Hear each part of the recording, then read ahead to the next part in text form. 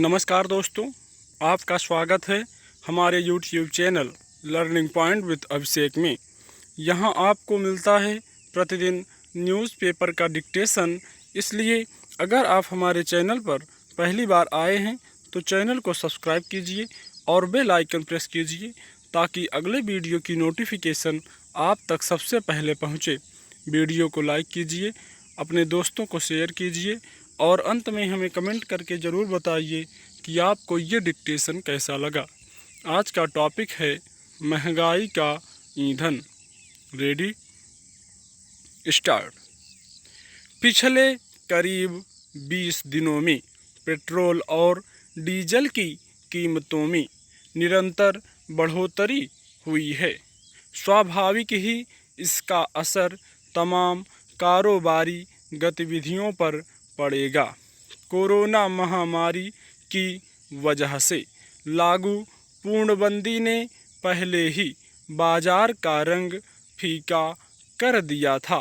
अब बंदी में क्रमशः ढील के समांतर पेट्रोल और डीजल की कीमतों में इजाफा किया जा रहा है, वह अप्रत्याशित है। लगभग एक पखवाड़े में डीजल की कीमत में 10.5 रुपये और पेट्रोल के दाम में 8.5 रुपये से ज़्यादा की वृद्धि की गई है। अब दोनों की कीमत लगभग 80 रुपये प्रति लीटर हो गई है। इसके साथ ही इतिहास में यह पहली बार हुआ है कि कुछ शहरों में डीजल के दाम पेट्रोल से आगे निकल गए।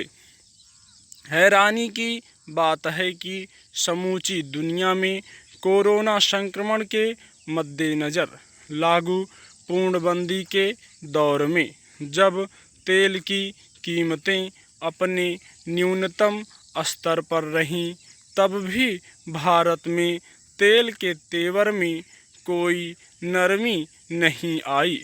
अब भी अंतर्राष्ट्रीय बाजार में कच्चे तेल की कीमतों में नरमी बनी हुई है, लेकिन हमारे यहाँ घरेलू बाजार में पेट्रोल और डीजल के दाम में बढ़ोतरी जारी है। जब तेल को अंतर्राष्ट्रीय बाजार के उतार चढ़ाव के भरोसे छोड़ा गया तो इरादा यही था कि उसी के मुताबिक तेल की कीमतें तय होंगी।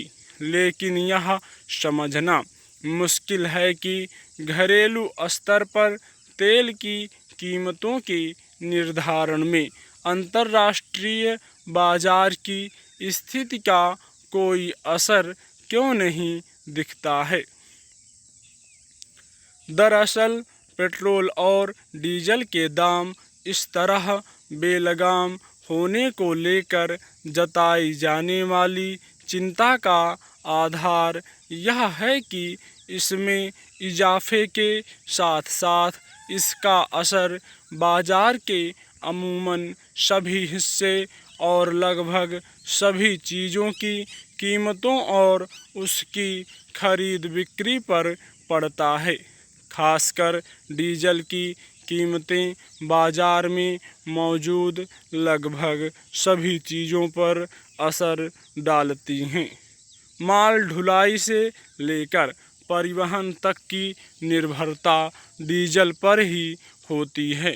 सबसे अहम यह है कि खेती में सिंचाई आदि के लिए बड़ी तादाद में किसान आज भी डीजल पर निर्भर रहते हैं। ऐसे में अंदाज़ा लगाना मुश्किल नहीं है कि रोज़मर्रा इस्तेमाल की चीज़ों से लेकर ज़रूरत की दूसरी सभी चीज़ों और यातायात खर्च में कितनी बढ़ोतरी हो जाएगी। विडंबना यह है कि समूचे देश में पूर्णबंदी की वजह से ज़्यादातर लोगों की आर्थिक स्थिति बिगड़ चुकी है। लाखों लोग बेरोजगार हो गए, तमाम उद्योग धंधे बंद पड़े हैं व्यावसायिक गतिविधियां पूर्णबंदी में ढील के दौर में अब भी लगभग निष्क्रिय हैं, यानी लोगों की आय तकरीबन ठहरी हुई है और क्रय शक्ति में भारी गिरावट आई है।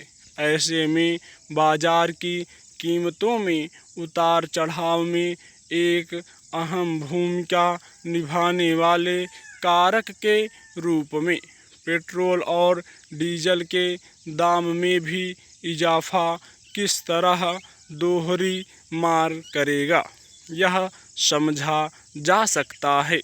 तेल की कीमतों को नियंत्रण मुक्त करते हुए यह आश्वासन दिया गया था कि इसका लाभ आखिरकार उपभोक्ताओं को ही मिलेगा, लेकिन पिछले 4-5 सालों का आंकड़ा बताता है कि अंतर्राष्ट्रीय स्तर पर तेल की कीमतों में गिरावट का लाभ आम लोगों को नहीं मिला।